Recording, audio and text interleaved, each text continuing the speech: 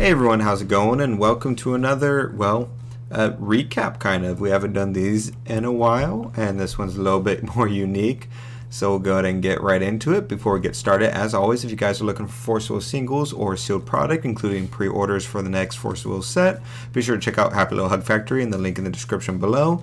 And if you click that link, it lets them know we sent you over, and they have a lot of cool stuff over there.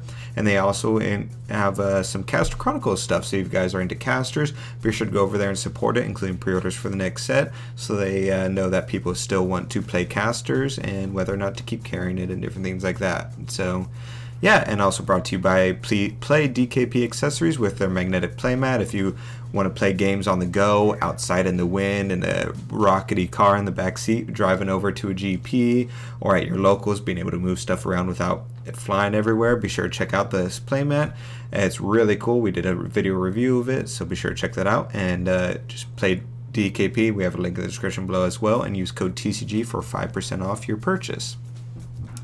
So Jeff did a Q&A, Jeff Finnegan, the former global liaison of Force of Will, and this was obviously in an unofficial capacity since he's no longer been with the company since February, but he still has access to the official Force of Will Twitch channel, so he decided to do a Q&A on there, answer some people's questions, give his thoughts on different things that are going on in Force of Will, as well as give updates on his projects with Easy over at My Will Studios. So yeah, we'll go ahead and just get into that. And if you guys want to revisit any of this, I went ahead and typed out everything that we're talking about in a nice article form, so easy to revisit and different things like that. So I'll have a link to that in the description below. That goes over to our website, tcgscrubs.com. So like I said, Jeff was on the stream, and I'm just going to go over here like bullet points of the main things that he talked about, because it was a 3-hour stream, so we'll try and get through this quicker than 3 hours. The first thing that was brought up was it was revealed that Jeff only eats cheese pizza, plain cheese pizza. He doesn't eat anything else, any other toppings or anything, it sounds like. Just plain cheese pizza, so keep that in mind if you ever hang out with him or are alone hanging out with him. This is a pretty big red flag personally for me, so just I think that's important information to know. He went on to say that in his opinion, the company would not elect to reuse art in future sets, and this was in response to maybe concerns that they were just going to recycle art, or in response to something we'll talk about later, a good way to recycle art and different things like that, but he said that doesn't look like that's something they would do. When asked about the company's communication with the community, he said that we most likely will never get any communication with the players, to not expect anything from that front.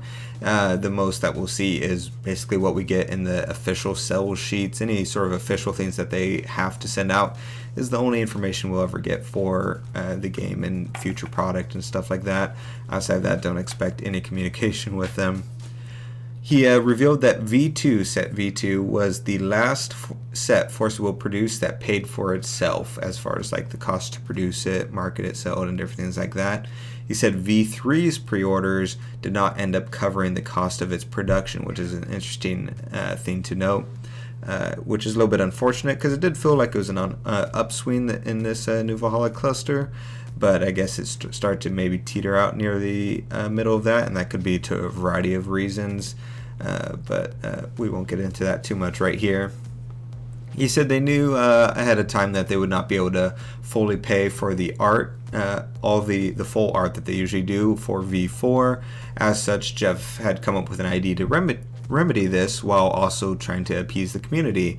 And he did this by creating a set that would take the original Valhalla, like when Force of Will first started, taking that and bringing it up to modern day and using that art again. For majority of Force of Will players are just unaware both of Valhalla and also what the art looks like, so it'd be a cool way to both introduce it and sort of a almost poetic way to sort of go and transition out of the new Valhalla clusters to going back to original Valhalla. He would update the abilities so they're not complete crap or completely OP, or create just straight up new things on the cards just using the art.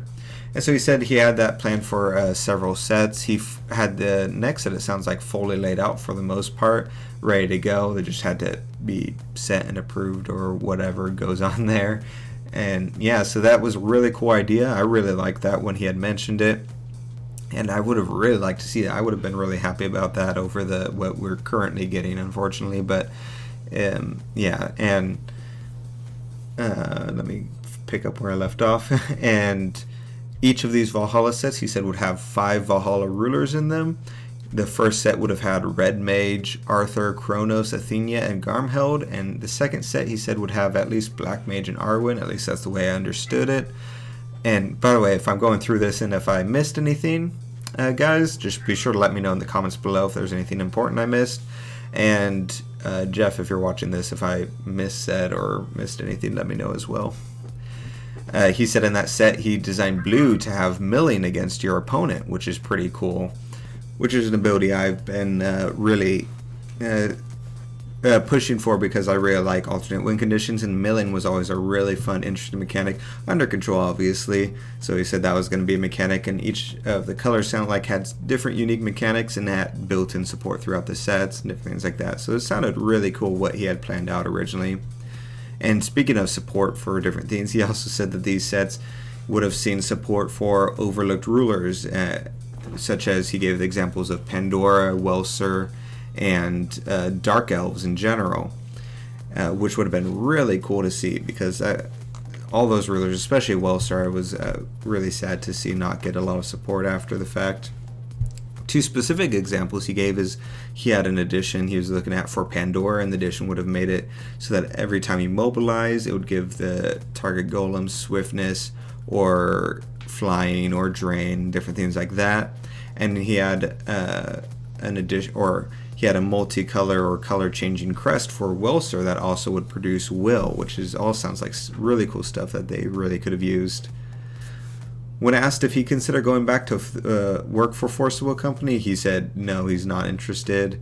If at any point EG was able to buy back Force of Will at some point, then he would go back for that with EG specifically. He also mentioned he's working on a personal game sort of as a hobby for himself. It's not something that he would release in an official capacity, but it's something he'll want to maybe reveal to the public at some point because it works on its own. He said it has a lot of cool stuff, but it also, the way he designed it, it'll actually work with Force of Will and Force of Will cards, etc. It has the same abilities, just under different names and stuff like that. And he's just slotting in artwork he's using from Force of Will or other things, since it's just a for fun thing. But it sounded really cool. Oscar's actually helping him design the layout of the cards right now, so that'll be kind of a cool thing to look forward to just to see what happens from that. He talked about the Crypto Spell card game, which is the card game that My Will Studio is working in conjunction with, where they gave the Forcible art and stuff over to them, and it's a digital card game. If you guys haven't heard of it, just go to the My Will Studio Facebook page where they have links and stuff talking about it. But he did just reveal that EG had made the deal with Crypto Spells before all the stuff happened while he was still CEO of Force of Will. So I thought that was kind of interesting. I just assumed he had left and then went and made the Crypto Spell deal, but apparently it was made before he left. And then since he retained the rights to the IP and all that, he was able to continue with those plans. And there was a Wander booster set. So apparently there was canceled plans to make a Wander centric set. This set would have seen lots of support and, as an extension, kind of maybe balancing measures for Wander specifically. So that would have been really cool. Support for old rulers or different mechanics, old mechanics to bring back, such as stealth. And they would have been New Frontiers legal technically, but they would have been designed mainly for Wander, and it would have even included ascended rulers and the like. One specific example of an ascended ruler was Dark Alice, which he said would have now been 11/11, and a ruler set ability that removes cards in the graveyard from game would have now been unchaseable. So that would have been really cool to see. And he said there's even support for the green ruler from Vingolf 1. So I'm really bummed out about that, because that's something a lot of people have been wanting. Most people threw around the idea of a Vingolf for the Wanderer, but it sounds like this was more like an actual booster set. But yeah, so he said that'll definitely probably never get made, because the new company is not too keen on Wanderer. An interesting tidbit that he said was that Force of Will outsources their R&D department, so it's from a third-party company. He says it's not too uncommon in Japanese companies, so they outsource to this different company, does all the R&D and creating the cards, gets sent back to Force of Will, and they sort of convert it to actual Force of Will stuff and mechanics, and then that moves on from there. He said that while he was there, he was pushing to try and move it to in-house, but obviously that never happened. He said this led to some problems, especially with power levels, where he said like the Dark Alistal was a good example, where he got it and it was like, it just seemed like they never even play tested it because it was obviously an infinite combo. So yeah, it sounds like there were some problems with it, but yeah. There's also plans for a box that you would have, and it would contain one of every single ruler ever printed in Force of Will, including original Valhalla rulers. So you would just get one of every ruler from original Valhalla all the way up to new Valhalla.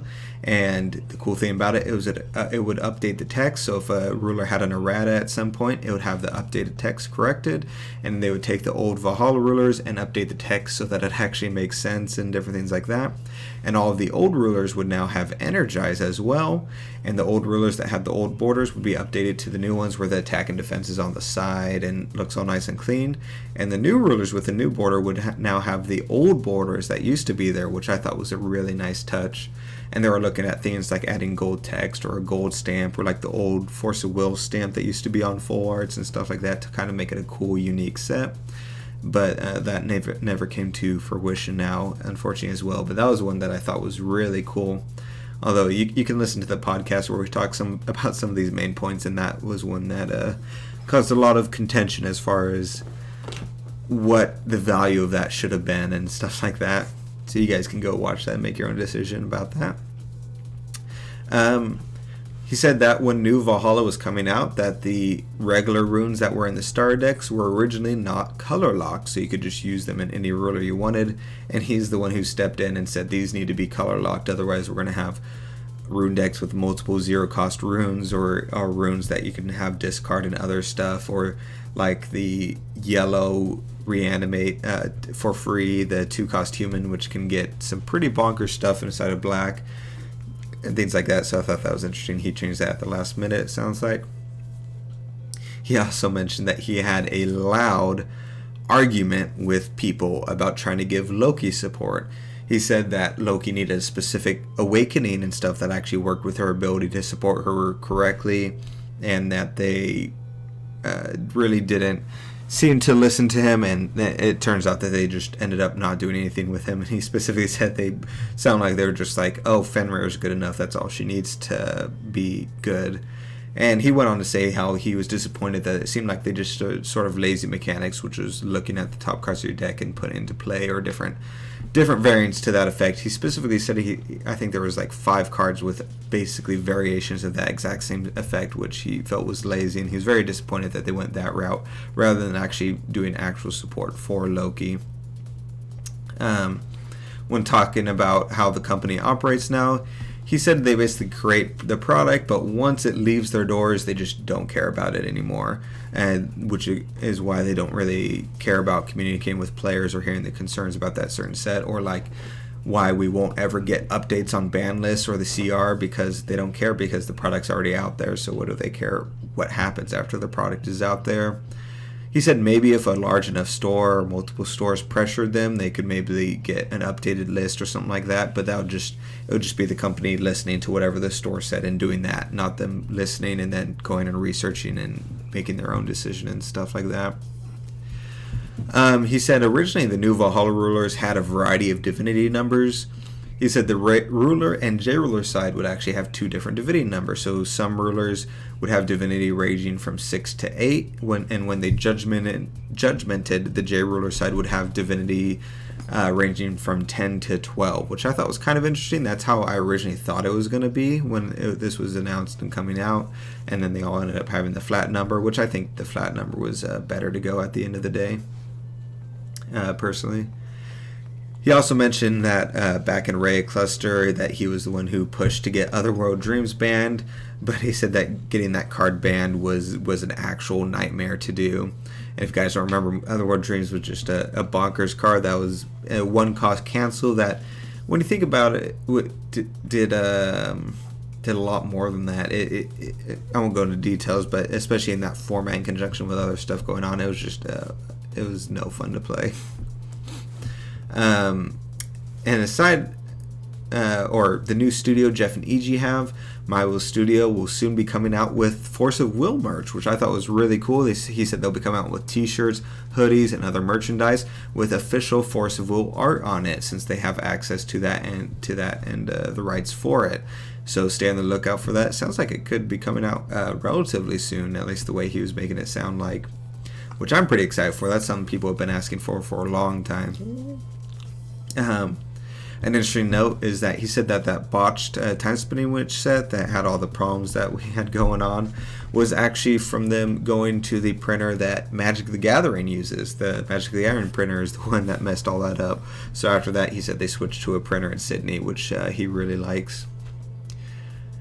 He was asked about Argent Saga, which he said he is interested in it, and he said the design seems interesting, so he'll look at it and different things like that. He sort of got sidetracked, so we won't know too much. We didn't get too much into that specifically. A big piece of news that came out is that My Will Studio is making an arena card game.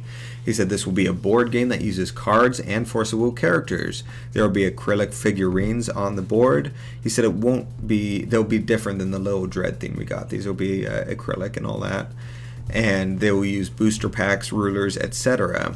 And he said there'll be a commercial for this coming out pretty soon, so that'll be really cool.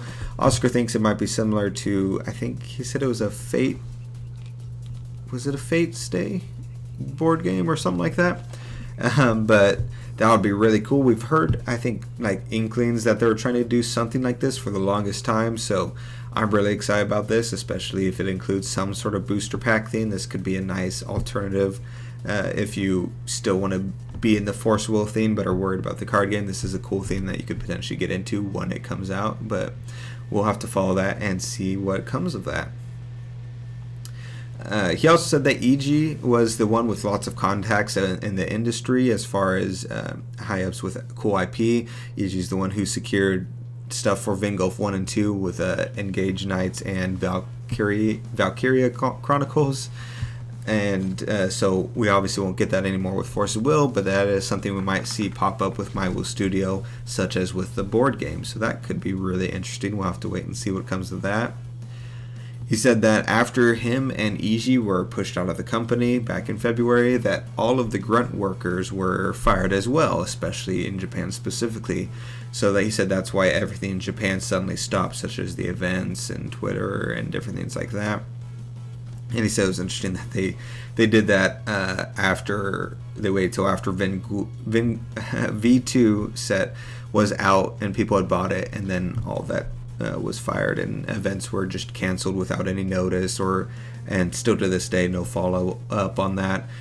He said the people that work on the Force Will database and website and social media are all gone now, which is why we have so few updates and things like that outside of mandatory stuff. He said there's no headquarters anymore either. It's just essentially down to the printing company is all that's left for Force of Will.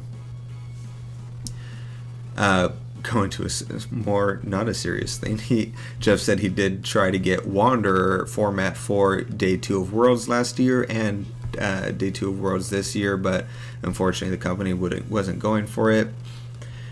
He's not sure what they're going to do for Worlds this year, especially, he said, since nobody who remains in the company has ever even run an event, period, let alone a bigger event or something like Worlds. So he's curious exactly how this is going to go.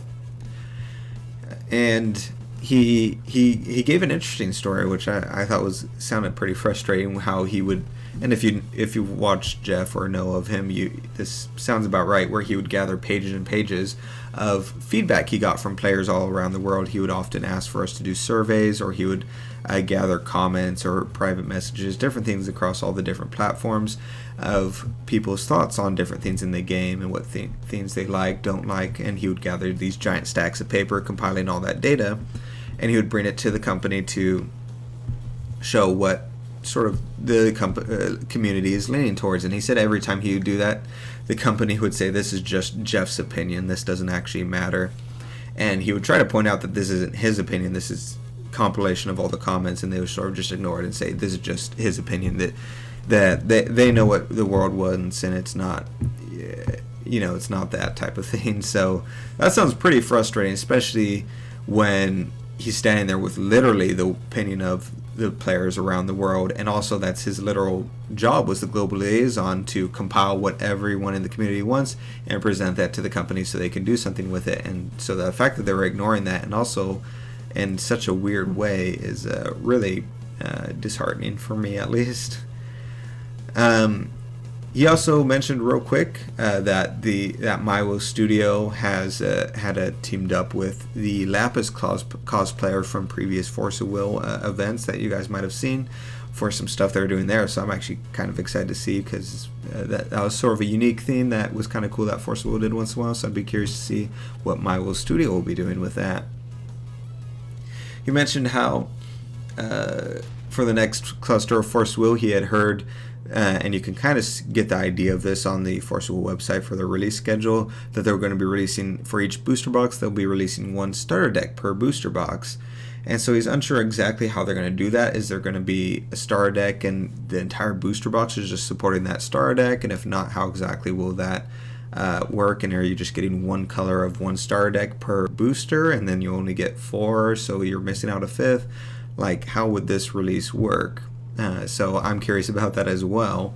So hopefully we'll find out. We probably won't find out any information about that until the sell sheet comes out. So it'll be several months until we find any information about that at all. But it was an interesting thing to know. And lastly, he said that all the Wanderer promos we're seeing, which I thought this was kind of cool, was actually the result of a survey he did like a year ago. And people weren't aware that this was the survey he was doing it for, but I think it was a survey probably of like what people's favorite cards in Wanderer and stuff were. And so he took that information to choose what the Wanderer League promos were going to be. So that's what we've been seeing, like with Cthulhu now and stuff. As he said, he has a lineup of, I think it was 12 cards lined up. Once they're done, he doesn't know what the company will do after that. He doesn't think they'll make anything after that because they're not big fans of Wanderer, unfortunately, but it was just a cool little tidbit. So that's all the summary bits, at least that I could see pulling from watching the 3 hours. If I missed anything, like I said, let me know. If I missaid or got something wrong in here, also let me know, and I'll correct it and pin a comment below. And let me know what you guys think of all this. Quite a lot of interesting information. Some of it kind of cool, some of it not as much. So yeah, let me know what you guys make of it, and thanks for tuning in.